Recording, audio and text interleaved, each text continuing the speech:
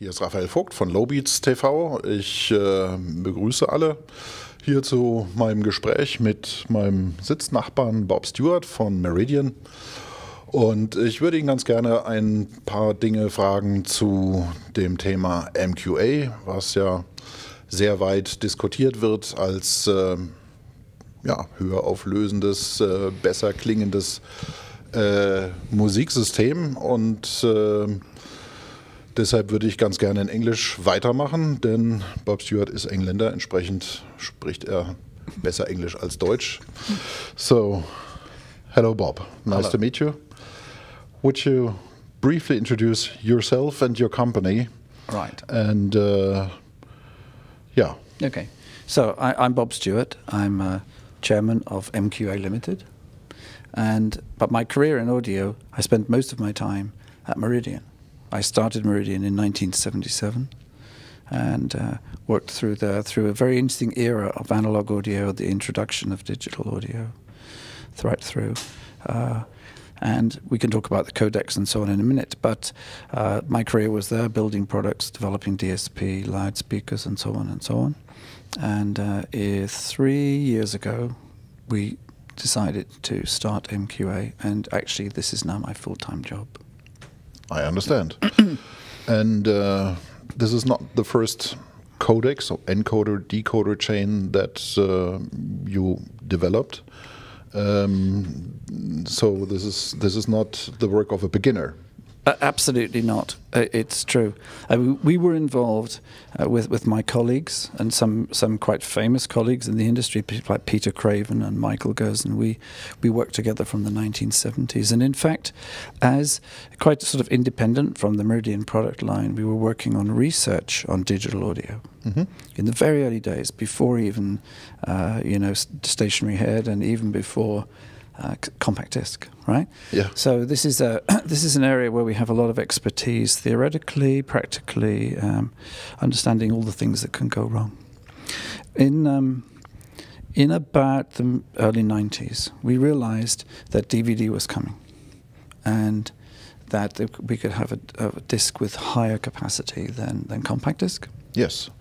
And even so, because of the way these things happen, it seems to be a rule of audio, there was never enough room. You know, we wanted to put higher quality sound, but there's still not quite enough room on the disc for what's now sometimes talked about as high resolution.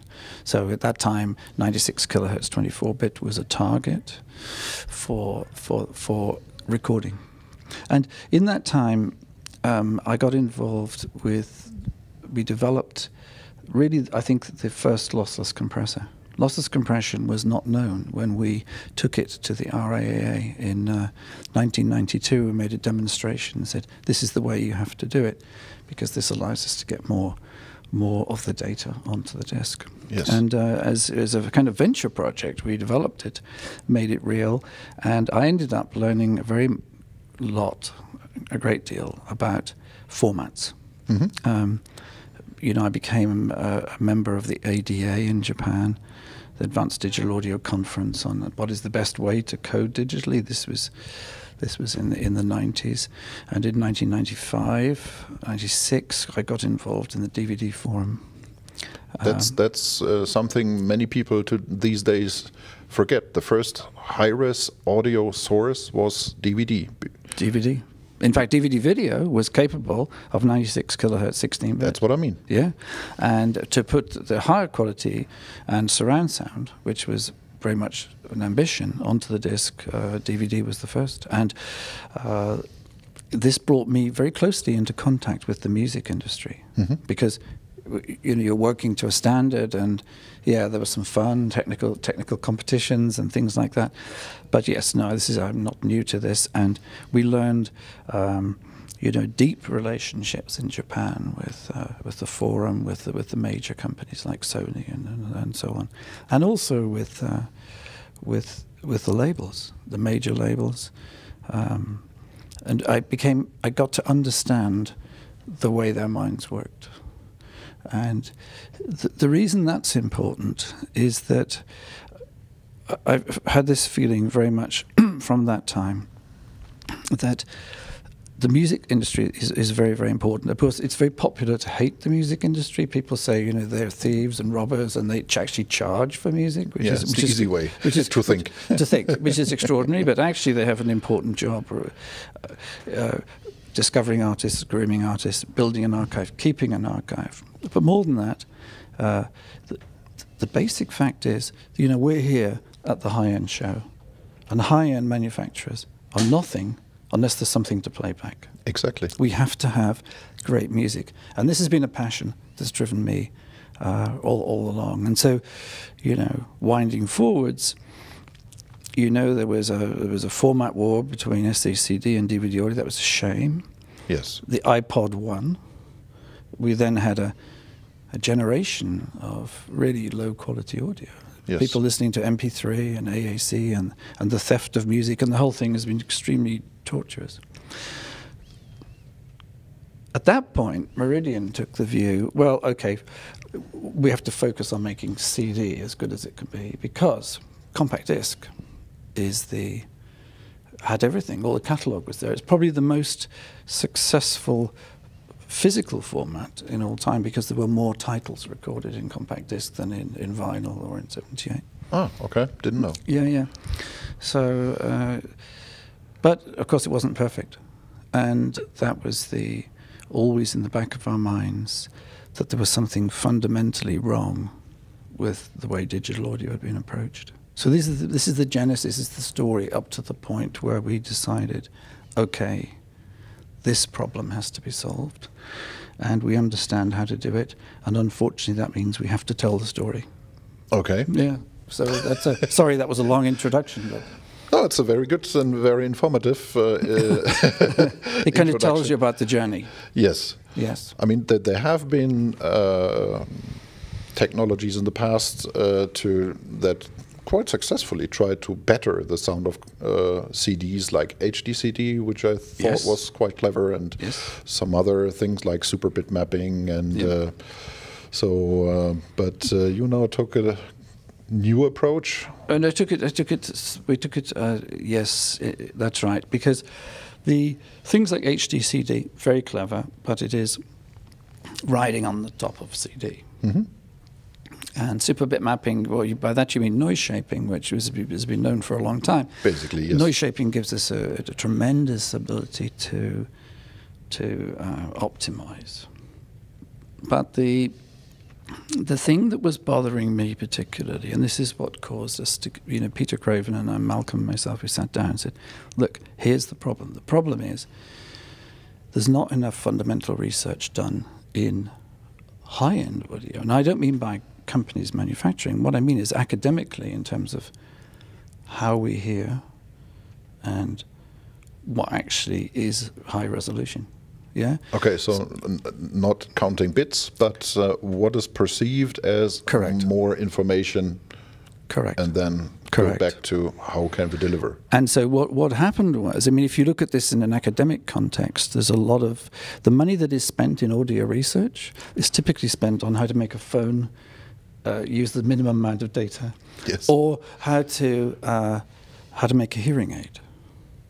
Very important. Very, very important job. But our passion and interest is on music, capturing the performance. What is the limit? What actually can the human hear? Where, if we keep getting better and better, where is the outside envelope of that? And that's where there's there is information, but it's not, historically wasn't much. And the basic fact that we came up against was what's happening. Well, people know there's something wrong with digital. The compact disc isn't perfect, but if we make it go faster, it gets a bit better. And so we see sample rates go to, 88, 96, 192, it's a little bit better, 384, it's a little bit better, but it never arrives.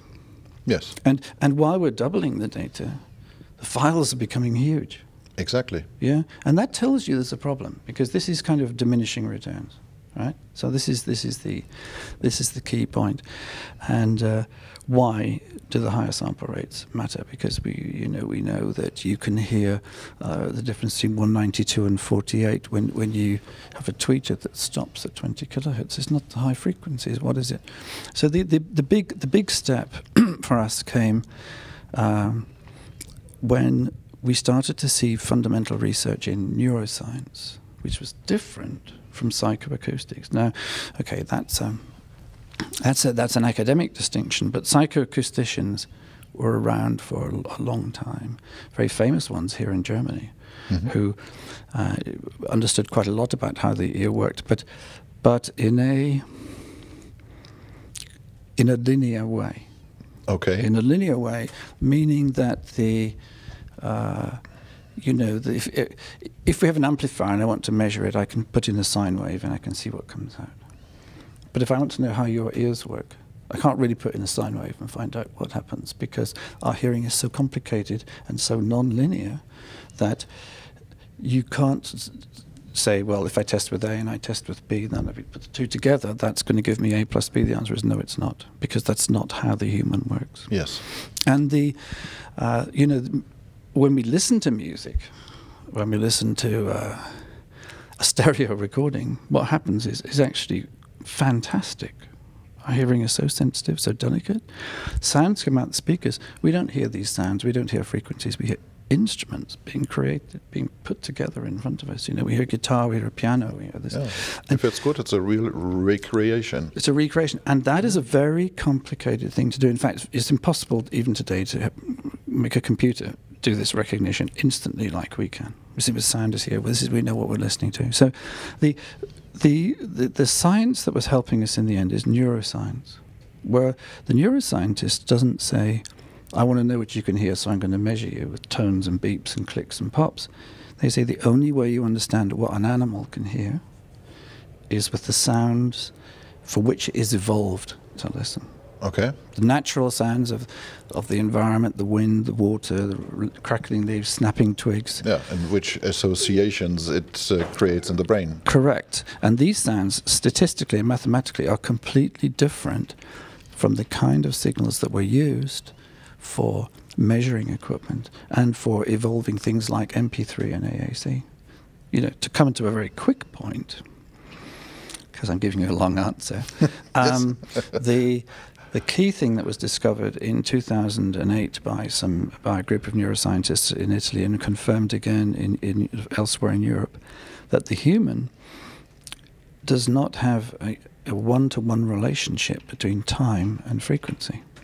Now, a Fourier transformer, or the Nyquist-Shannon classic sampling system, has a direct one-to-one relationship. So in other words, if your highest frequency is 20 kilohertz, then the period is 50 microseconds. Yeah, it's a very static system. Very static system and very linear. But the human is able to discriminate at low frequencies and mid-range frequencies micro time, which has got nothing to do with the high frequencies that you would think it implies. And so one of the things you'd see as an audio guy, you go around here, and over the years, high-end manufacturers have made their amplifiers higher bandwidth, and we've gone to higher sample rate, and then people say, you see, it's the high frequencies that matter, but the answer is it's not. It's the fact that when you have this kind of bandwidth, you can handle reverberation. You can handle sounds that have no frequencies, that are very close together, like the crackling of a leaf. So these sounds, in fact, perceptually are the most important. So what we realized was that we had to rethink the way the digital sampling was being done so that we could have a time-frequency balance which is appropriate to the human and not to the FFT analyzer or the test instrument. The static basics. Static basics.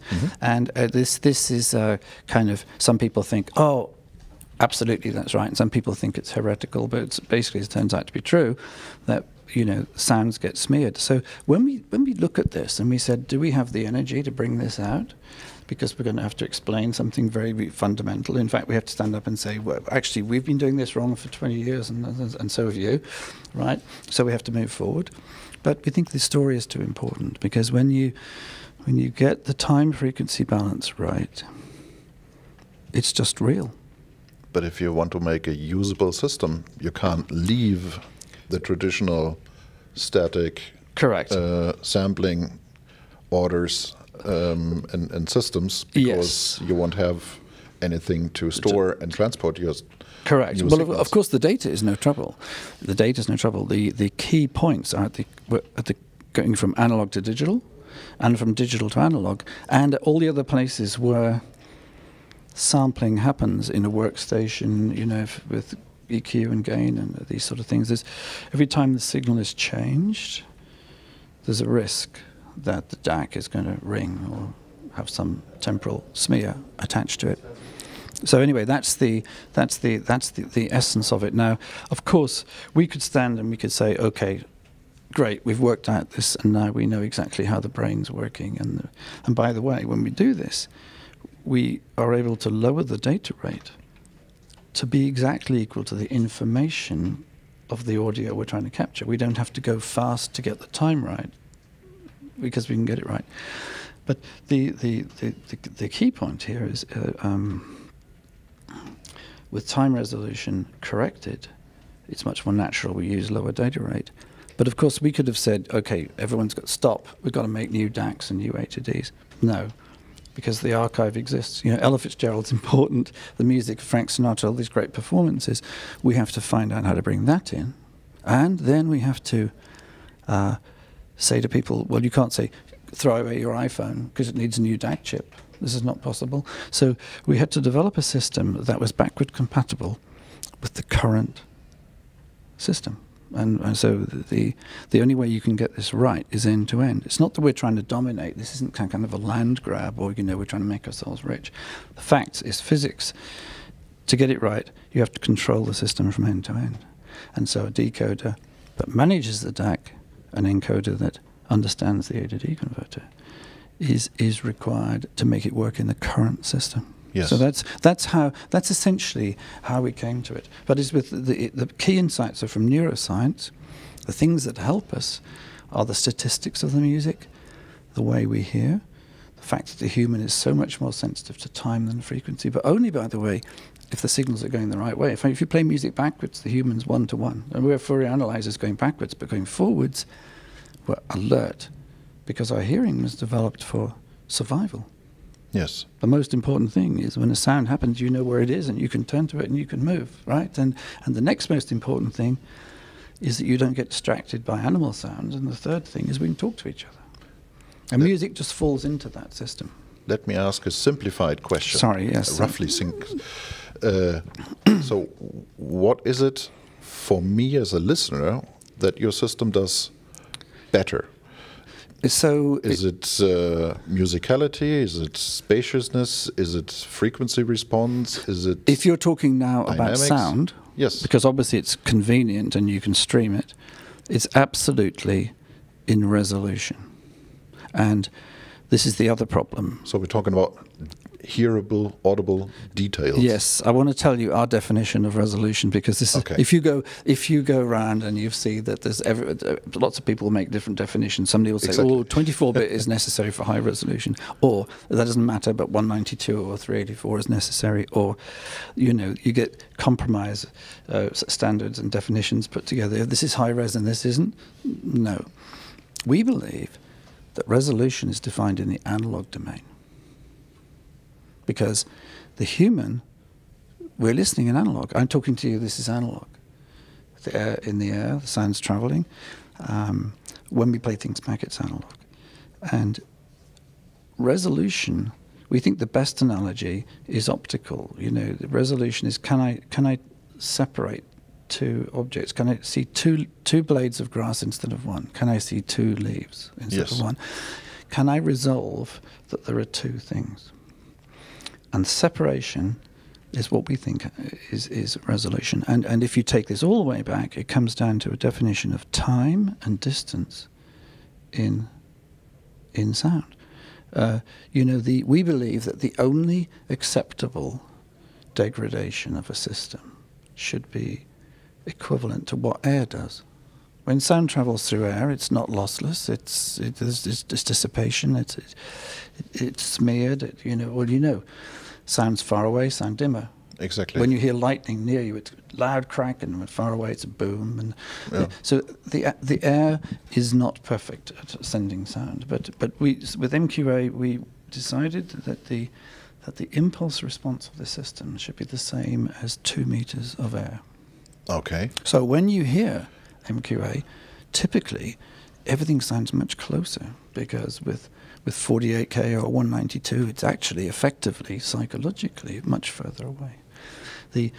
Because of the kind of time smear that's introduced. So if we want to resolve things that are close together, we can't smear them.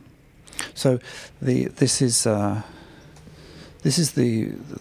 approach, and it's the definition. So for us, resolution is actually an analog thing, and then it makes it all very simple, because you can see that using advanced digital technology, by sampling technology, by the way, or the sort of Nyquist-Shannon, which is perfectly good mathematics, which yes, you developed, and it's fine, but the audio industry took that as a law, and so A to D and D to A chips were developed, and this is kind of baked in, the sort of brick wall filters and the ringing and so on. You may go faster and faster and faster. But in fact, in other areas, particularly in the last 20 years, mathematicians have found other ways to describe sampling. So if you were not in audio, but you were making medical imaging equipment, it's quite routine for medical imaging to be able to reach 3 times the Nyquist limit, because of if you choose your sampling to match the statistics of the sound, or the picture in that case, you can redesign it. You can rotate the symbols and get more effective capture, a more effective reconstruction. Okay. So actually using advanced digital techniques and insights from neuroscience, but wrapping it all up in something that works on your system today. And then that's so that was quite complicated. But that's fundamentally what MQA is trying to do. Okay. Was that too long an answer? No, it was very interesting and gave a lot of insight. Okay. Thank you very much. Okay. But to get back to the technological basics, if I understood the process for storing MQA sound, you basically take the higher bandwidth sounds above the normal hearing range and fold them down. Yes.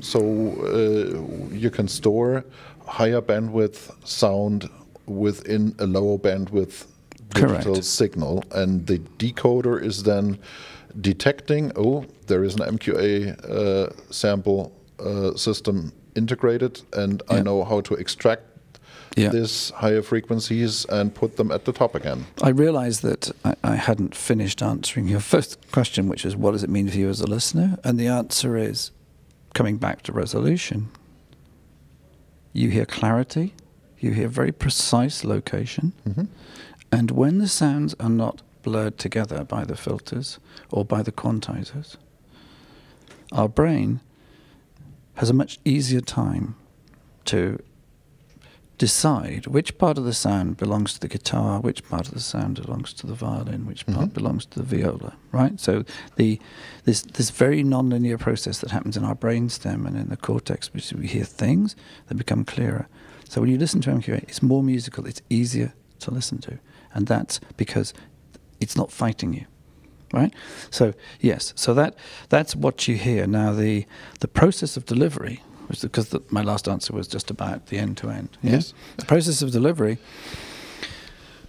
when we look at the statistics of the signals, and we look at the music, and we look at speech, and we look at the planet we live on and the thermal noise of the planet, we realize that, yes, we can have... we can capture something with, let's say, 9624 or 19224, and we've got a big coding space. But the music never fills it. Never fills it. And in fact, the statistics of the music are such that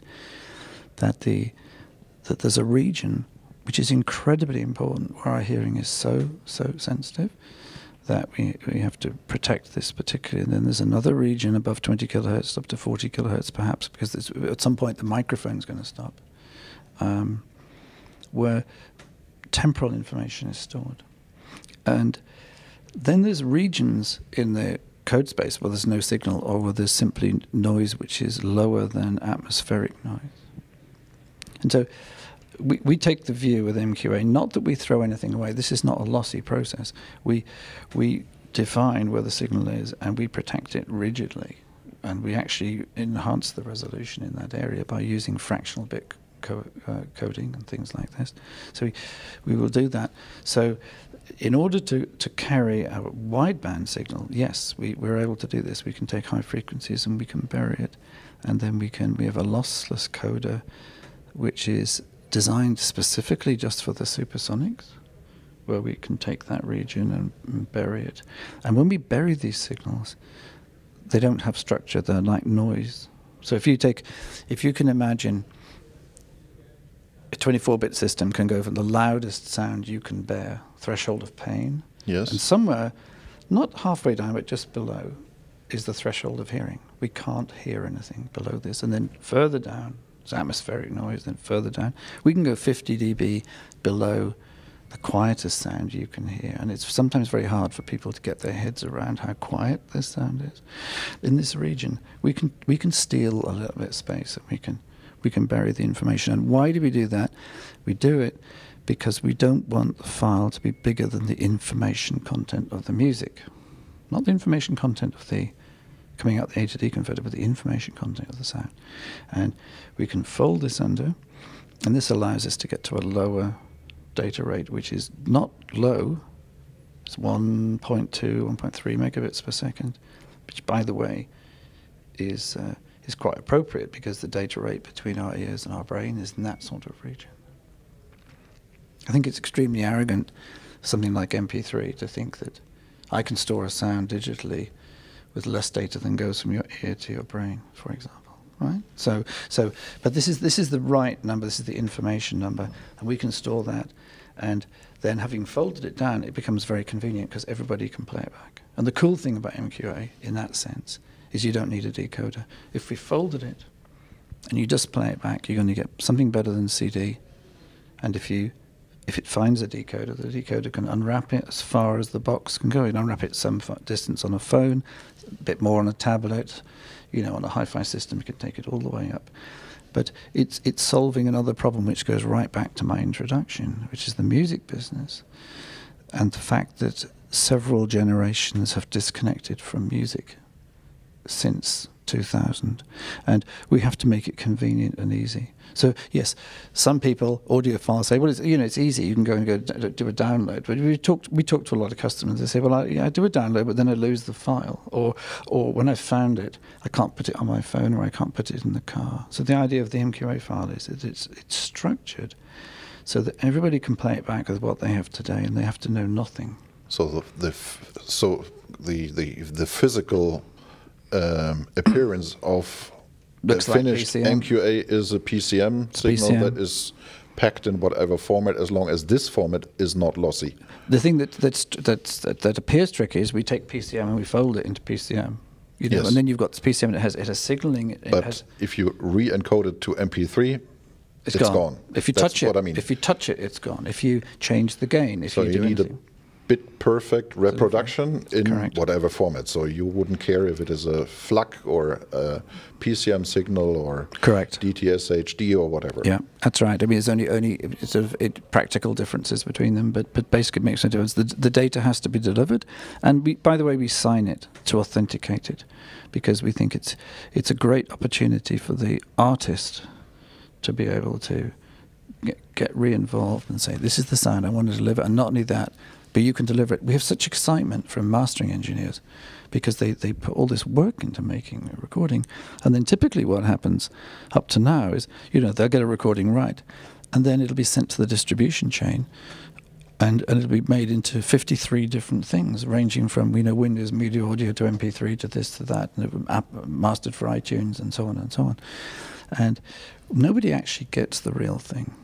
And so the fact that we can sign it, and the artist can say, "This is how," we're talking about a digital, digital signature. Yeah, that's the only piece of security that's in MQA, is to protect the indicator that says you got the real thing. And we think that's comforting for people. Now, if you change the file, you're going to get CD quality. If you do something with it, that's okay. But this file, you can play it in your car, you can play it in your phone. If it hits the decoder will open it. And by the way, if you're an audiophile, it teaches you a lot about whether you've got your computer set up properly, because you have to be a bit accurate. And it's quite surprising, how many people think they are and they're not. The light doesn't come on and say, okay, right, now the light's on. And now everybody knows we've got... So this is, in a sense, QA from studio to home. Okay. And getting everybody out of the way in the middle. And you can fold it down to CD format, because earlier at the press conference, the first commercial CDs were announced, so 16-bit, 44.1 kilohertz. So we fold the file down to 44 or 48 kilohertz in the case of the distribution file. The archive file, we have other formats for archive which have even more data, but this is really all the data you need.